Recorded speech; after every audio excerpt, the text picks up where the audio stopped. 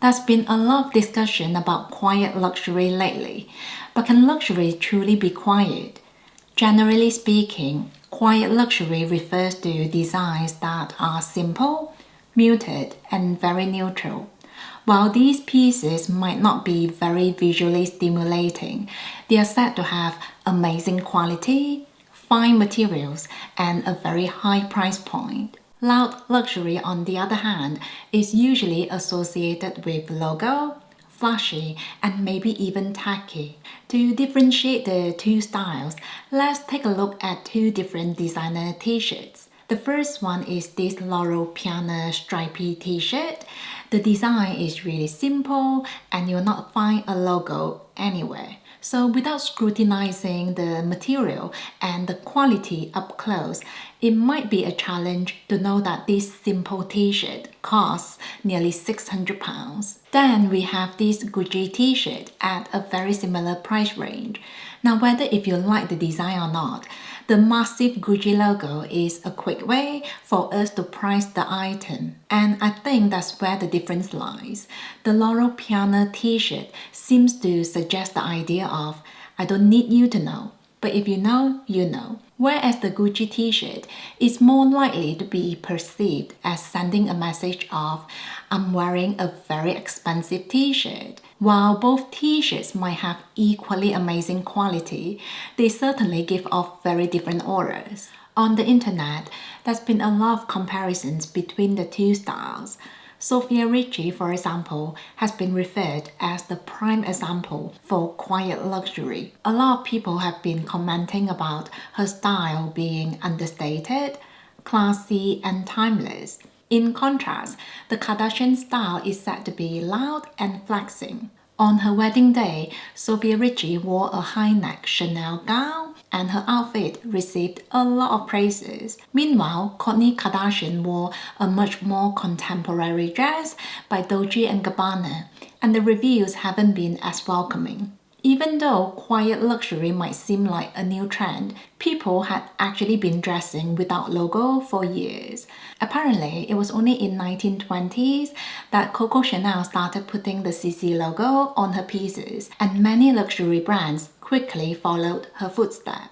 With certain luxury items, it is true that sometimes the first thing we see, or the only thing we see, is the logo or the monogram. Sometimes this element can be so dominant that it might even overshadow the other qualities, such as the craftsmanship of the item. I think the level of loudness has a lot to do with how recognizable the logo or the monogram is. For example, the Louis Vuitton Classic Monogram canvas is highly recognizable. I personally think there's a good reason for its popularity. I own a few canvas pieces myself, and I really enjoy how durable and worry-free the material is. However, the fact that this iconic canvas is so well known can also turn some people off. And of course, we also have the Gucci logo, the Chanel logo, the Fendi logo, and you name it. And generally speaking, the bigger the logo is, the less quiet we think they are. Since 2010s, along with the rise of social media, especially Instagram, the logomania trend has been highly celebrated for quite some time. It's been said that because the internet is such a visual place, you really need to make a statement to stand out. And wearing a lot of logo is usually a very effective tool for that purpose. In fact, logo designer Daniel Ray has once said, a logo signifies status and money, or so it seems.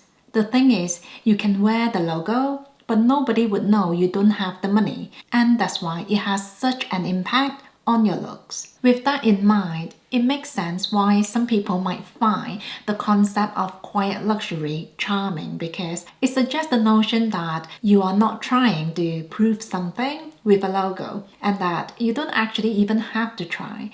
I personally don't think there's anything wrong wearing logo or not looking 100% luxury quiet. I also don't think every single person wearing a logo is trying to prove something. However, I do think a lot of luxury brands have been getting overexcited about capitalizing on their logo. You can now find any merchandise with a logo on, and sometimes it does feel a little bit too much. That said, the level of luxury quietness doesn't always entirely reflect on the design itself.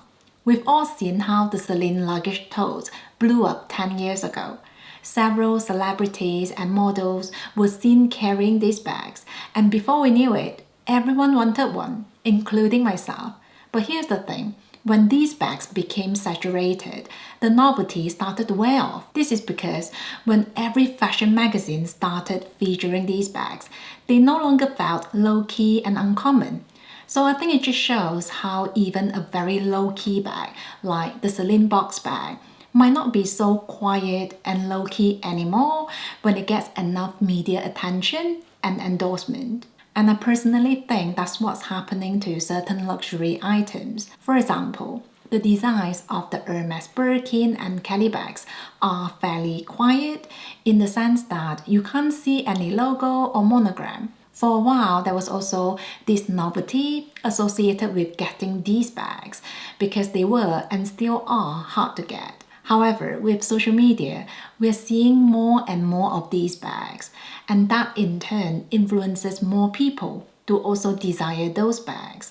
When the popularity rises, it means a lot of media attention because even people who are not interested in buying Hermes are now curious about why these bags are so expensive and sought after. So even without a logo or monogram, these bags are no longer quiet.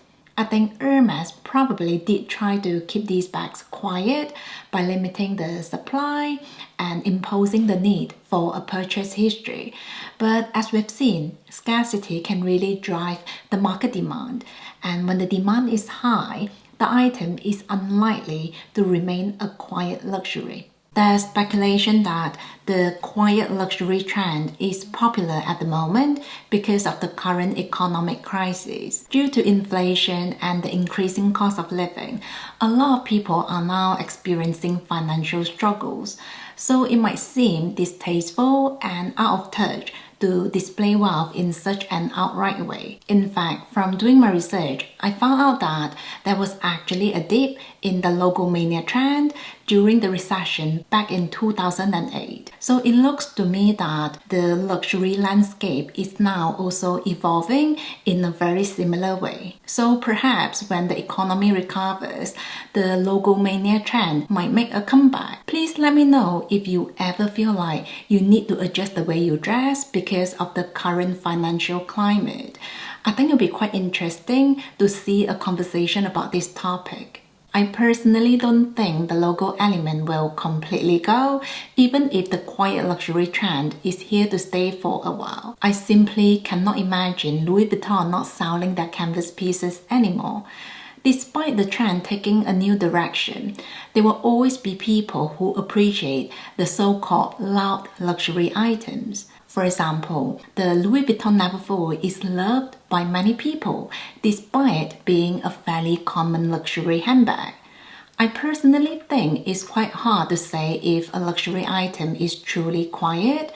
For example, Bottega Veneta handbags have no logo, but the weaving is such an iconic feature, and I feel like you just cannot miss it. A friend of mine said the best way to decide if a luxury item is loud or quiet is to simply ask her husband, who is not into designer shopping, and see if he can recognize the item. I personally find that to be true in a way, but please let me know if you agree. In my opinion, as far as luxury handbags go, some of the quieter luxury brands include Sellier. I personally really like their eyesight handbags, which have a very clean and classy silhouette. Then there's Totem. They have a shoulder bag that is really simple and chic.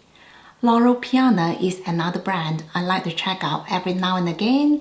Their pouch bag is absolutely adorable. Other luxury brands that are well known for their low-key designs include Delvaux and Moynard. From reading your messages, it looks like a lot of people are now looking outside the very mainstream and long-established designer brands. For me, many mid-range contemporary brands are worth exploring.